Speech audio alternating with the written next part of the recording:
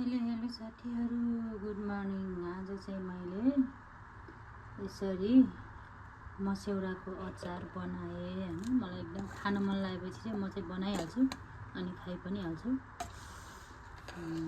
हेर्दै खाउँ लाउने देखिएको छ।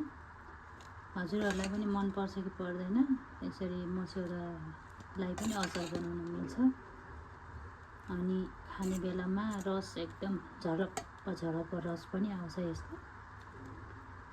यसलाई मजाले मोलेर छोडिदिन पर्छ। मासु भन्दा मिठो हुन्छ है साथीहरू, बनाएर खानुहोस् है। ल, मैले चाहिँ सबै रेडी भयो, अब खाएँ ल।